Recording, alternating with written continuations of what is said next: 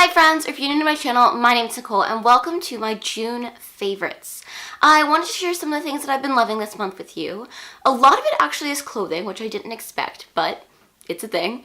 I've got a couple of like skincare beauty products and then a book and a musical and a play. My first favorite of the month actually though is my fan that I bought from Argos. I don't have air conditioning in my room here in my student housing, and it gets unbearably hot in my room, partially because if you see my room tour, I have like a big window that takes up basically the entire wall that faces out to the courtyard of my building, and I think it just lets in so much sunlight, the room gets so hot. But in any case, this fan has basically saved my life, and I highly recommend it. I think it was only like 27 pounds, which is so worth it. I'll try and put a clip in, but I'm in love with my fan. So I wanted to start with the kind of like skincare product that I have, which I actually got from Lush just this past weekend. But it is called Grease Lightning Spot Treatment. It says it strikes the spot with lightning precision. Dab on this super effective tea tree and witch hazel gel to zap zits before they show themselves. First of all, I love that it's called Grease Lightning because I'm a musical nerd. And it seems to actually be working. I really like how it smells. It's like, you can definitely smell like the tea tree oil in it, which I love. So I feel like a lot of spot treatments actually smell horrible, but this one smells good, so that's a plus. And it seems to be really effective. It's really easy to use. You know, there are other spot treatments that I've used where I feel like it's going to come off on my pillow and stuff, and this one I don't. So highly recommend this. I think it was like £6.95. It was definitely not as bad as I've paid for spot treatments before. So I really want to get more into Lush skincare actually. So if you have favorites at Lush, do let me know what they are because I want to try more and more kind of natural plant-based products for my skincare. The other thing is this Maybelline Fit Me Matte and Poreless Normal to Oily Skin Foundation. I have it in shade 110, which basically means I'm white AF. It is a kind of, I don't know what they actually market this as, but I would say it's a fairly like light to medium coverage foundation, which what I wanted for the summer. It's very liquidy. It's not, I use another foundation that's like a mousse, and this is very different from that. But I used the Fit Me cover up and the powder, so I thought I would give this a try because it was on like a 3-for-2 offer at Superdrug, I think it was, and I'm really loving it. I wanted something for the summer that was a bit less coverage, kind of just to smooth over my pores and to even out my skin tone, not really to cover anything, but it's really seeming to work well. It's just what I wanted for it. In the summer, I feel like there's no point in putting on a lot of makeup because it's just gonna get streaky whenever I get sweaty because it's so hot and most places here don't have air conditioning. So highly recommend this. I think it's great. But if you guys have any like lower coverage foundations that you like, do let me know. All I'm doing is asking for recommendations. This video is just a cry for help. Next, I'm actually going to get into talking about some clothing. So I'm sorry that basically all of this is wrinkled, and it's because I've worn it and it's been in my wash hamper and I've had to like pull it back out, so sorry about that. But I think I've filmed clips of this dress and the shirt and the jeans I'm going to talk about so you can see them better. Both the t-shirts I'll be talking about you will have seen in past videos that I've filmed. This dress is from Zara. I got it a couple of weeks ago. Hopefully this doesn't make my lighting go crazy because it's so light colored.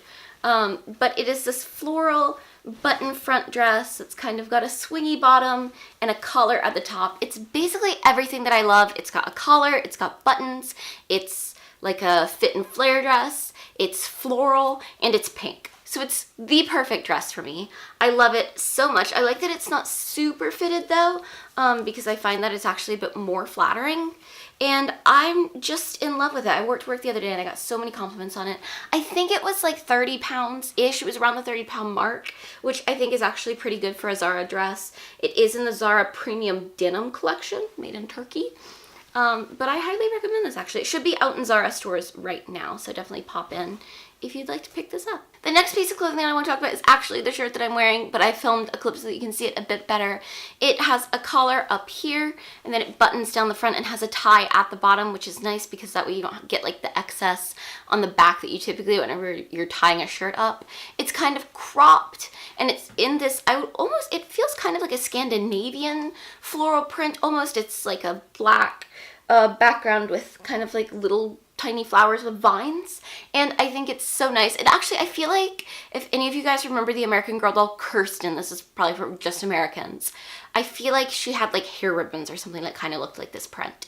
But I really love it. Again, it's everything that I like: collars, buttons, florals, my other favorite color, black.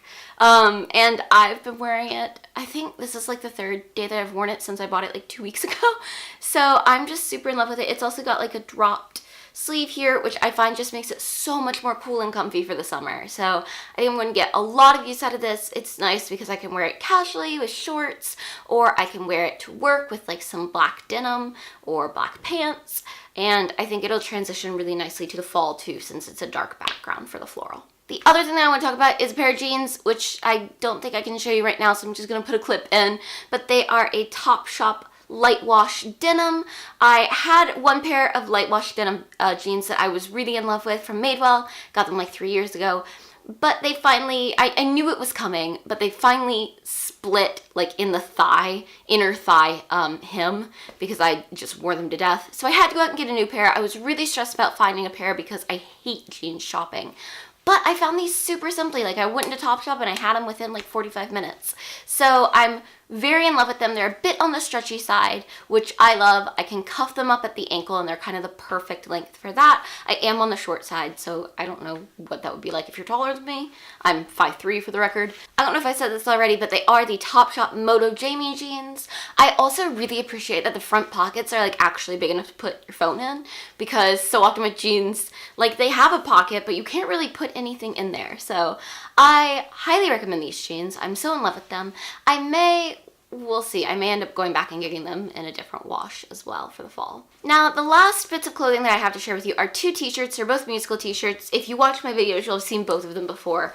The first is my Les Mis t-shirt. I got this whenever I went to see Les Mis at the Queen's Theatre on Barricade Day, which is the anniversary of the actual June uprising of 1832 that the Barricade section is based on, which I actually didn't do on purpose. My friends and I booked on that day like without thinking about what it was, but I'm in love with it. It's black and it's got this Les Mis, Les Mis, Les Mis on it that very much reminds me of like the actual novel, like the Victor Hugo stuff that you, like book covers that you see for it. So, and it's got kind of the tricolor across it. I wore this to West End Live, which was amazing. I've got a vlog up for that, which I will link down below if you want to see it, in case you've not yet. But it's the comfiest t-shirt. I got it super big so that I can tuck it in and kind of blouse it over like shorts or skirts or jeans or whatever, but I'm so in love with it. The other t-shirt that I got, which you may have seen if you've watched my Heather's review, which again, I will link down below, is this, oh, that's the back, is this Heather's t-shirt. It's just black once again, and it says Heather's in this really neat, like, red kind of, I don't even know what you would call this material. I did this in my Heather's video too. I don't know what this is called, but it's like plasticky almost? I don't know. That's not what it is, but it says Heather's the musical with the logo, and it's so comfy. This shirt is so soft. I love it so much. The one thing that's not great about it is that it's apparently hand wash only, I think because of the applique thing on it, but that's fine. I'm gonna figure out a way to do that properly in my room, but I'm in love with this t-shirt as well. I've gotten very into wearing like looser baggy t-shirts tucked into like nicer trousers or like dress shorts and skirts. Recently, it's like my favorite look right now. So as promised in last month's favorites, the Guernsey Literary and Potato Peel Pie Society is one of my favorites this month. It's a novel by Marion Schaefer and Annie Barrows. You may have seen there's a film based on it that is out now in the United Kingdom and I think maybe some parts of Europe, coming out soon on Netflix in the States, starring Lily James. Amazing film. It was one of my May favorites. Amazing book. One of my favorite books that I've ever read. I think I will probably reread it later in 2018 because I don't think I can even keep myself from rereading it for that long. If I didn't have stuff to read for my podcasts that I'm on right now, I probably would be reading it again. It's just the most charming, heartwarming book. I don't want to like prattle on about it because I filmed a whole video review of it, which again, I will link down below in case you've not seen that, but it's just the most heartwarming, wonderful, heart-wrenching moving book. It's set post-World War II with kind of flashbacks to World War II on the Isle of Guernsey, which was occupied by the Nazis during World War II. So if you've not read it, highly, highly, highly recommend going out and picking it up. Definitely one of the best things that I've read in 2018 thus far. The next favorite this month is a play called Journey's End. I saw Journey's End at RADA because it was one of their summer shows that they performed. I really loved their production. I thought it was really beautiful. I just love a good World War I play. I love anything to do with World War I. I've been obsessed with it since I was like 9 or 10 maybe. And Journey's End is beautiful. It deals a lot with like PTSD and with kind of one of the things that I think was so hard about the war was that there were so many men in it who were fighting alongside people that they'd known as children and known back home.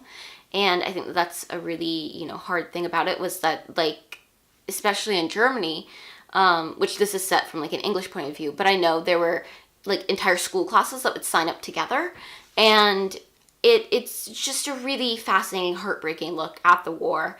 There's a movie of it that came out, I think earlier this year, late last year, with like Sam Claflin, and I definitely need to watch that. I also kind of want to buy the play script and read the whole thing for myself, and will definitely be keeping an eye out for future productions that I can go and see. And my last favorite in the month, no one is surprised about, it's Heathers. I've become full-on Heathers trash, which, to be honest, we all knew was going to happen as soon as Carrie Hope Fletcher was cast in the musical. I have been aware of Heathers before. I have watched the Heathers bootleg on YouTube, as everyone else has. I was aware of it mostly because Barrett Wilbert Weed, who's the original Veronica, is an alum of my university, Elon University, back in the States, and I was like, it's kind of good. I watched the movie recently for the first time. I'd seen it in like bits and pieces, but never the whole thing. Really enjoyed it, actually. I totally get why it's a cult classic. I think the story of Heathers is so compelling and so interesting and so moving, too, and it's something that, especially in the current version of the musical here in the West End, I really can connect to. As I said before, we'll leave my Heathers review video down below, but it's playing now at the Other Palace, starring Carrie Hope Fletcher, Jamie Muscato, Jodie Sam Steele, Rebecca Locke. It's a brilliant cast under brilliant direction by Andy Fickman. It's kind of a new and improved version of the show, so if you're familiar with maybe the Off-Broadway cast album, there are some changes to new songs, some cuts, changes to dialogue. I think that they've now turned it into a perfect musical. I really, really hope that it makes its way to Broadway within the next couple of years, because I think it's the kind of thing that A, would be really appealing to the current Broadway audiences. It's got some of the bigger spectacleness around it and kind of the big numbers that I think would appeal to the same people who like Mean Girls and SpongeBob and things like that. But it also has so much heart. It's so funny in a very dark humor type way, which I think appeals to a lot of people of my generation. It's that kind of internet meme sense of humor in some ways, but I think it's the kind of message that we need out there right now. I would describe it as like Mean Girls, but darker and with a better message. So those are my favorites for the month of June. Let me know what you've been loving in the comments down below, because I would love to have a chat with you about that, especially any shows or books, or if you have suggestions for skincare products, as I said before.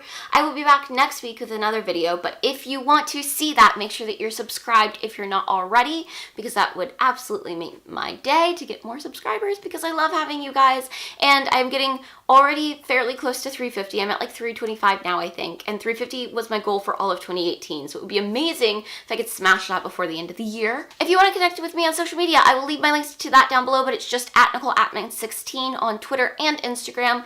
If you do follow me, give me a shout and let me know that you have come from this video. And I will also leave the link to my blog down below if you want to read some of my reviews that I post there about most of the shows that I go to see that I'm not reviewing for Broadway World UK. In any case, I will see you guys next week. Have a fantastic rest of your weekend or your week whenever you're watching this, and I'll see you soon. Bye! I didn't wave, and then I waved late. When are we gonna cut the waving?